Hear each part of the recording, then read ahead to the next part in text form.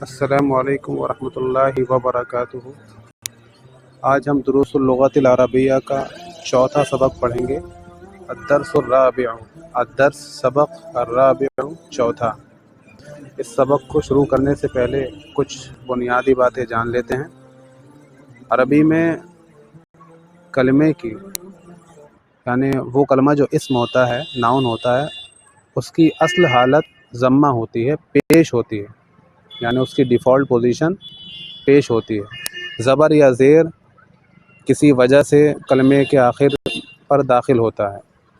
اس سبق میں ہم جن حروف کے بارے میں پڑھنے جا رہے ہیں وہ کلمے کے آخر کو زیر دیتے ہیں۔ ان حروف کو حروف الجر کہتے ہیں۔ وہ لیٹرز آف پریپوزیشن جو کلمے کے آخر کو زیر دے دیتے ہیں، جر دے دیتے ہیں، اس لیے انہیں حروف الجر کہتے ہیں۔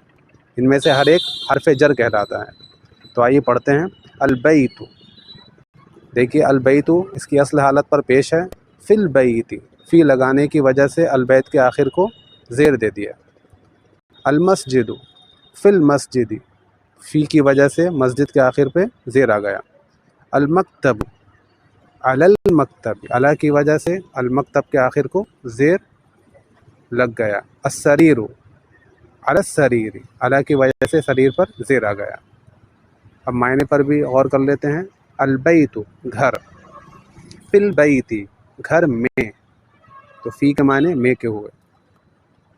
المسجد، مسجد، فی المسجد، مسجد میں۔ المکتب، ٹیبل، علی المکتب، ٹیبل پر، علی کے معنی پر کے ہوتے ہیں، آن۔ السریر، بستر یا بیڈ، بیڈ کے لیے استعمال ہوتا ہے۔ علی السریر، بیڈ پر۔ آگے چلتے ہیں۔ با، یہاں پہ عربی زبان میں کہاں کے لیے جو لفظ استعمال ہوتا ہے اس کے بارے میں بتایا گیا ہے اور کچھ پروناؤن بتائے گئے ہیں۔ شروع کرتے ہیں۔ این محمد، محمد کہاں ہیں؟ تو این کہاں کے لیے استعمال ہوتا ہے۔ ہوا فی الغرفۃ، وہ کمرے میں ہے۔ ہوا میسکولن کے لیے استعمال ہوتا ہے، یعنی مذکر کے لیے۔ اس کے مقابلے میں ہیا فیمینن کے لیے استعمال ہوتا ہے، یعنی مؤنث کے لیے۔ وَأَيْنَ يَاسِرٌ، یاسر کہاں ہے؟ ہوا فی الحمام، وہ واش روم میں ہے۔ حمام واش روم کے لیے آتا ہے، اور مرحاض یہ ٹوائلٹ کے لیے آتا ہے، وہ خاص مقام جہاں پہ آدمی قضائے حاجت کرتا ہے، اس کے لیے مرحاض کا ورڈ استعمال ہوتا ہے۔ حمام عام ہے، باتھ روم، واش روم سب کے لیے استعمال ہوتا ہے۔ ہوا فی الحمام، وہ واش روم میں ہے۔ وَأَيْنَ آمِنَةُ، اور آمینہ کہاں ہے؟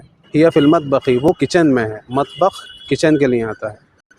این الکتاب، کتاب کہاں ہے؟ ہوا علی المکتب، وہ ٹیبل پر ہے۔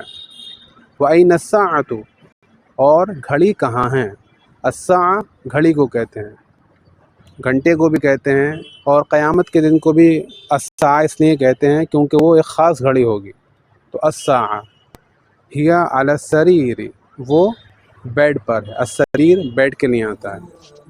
آگے جو بھی ایکسرسائزز دی گئی ہیں وہ آپ لوگ خود کرنے کی کوشش کریں، اور اگر کہیں آپ کو کوئی پرابلم ہو تو مجھے واٹس ایپ بھی کر سکتے ہیں یا مجھے کال کر سکتے ہیں۔ السلام علیکم ورحمۃ اللہ وبرکاتہ۔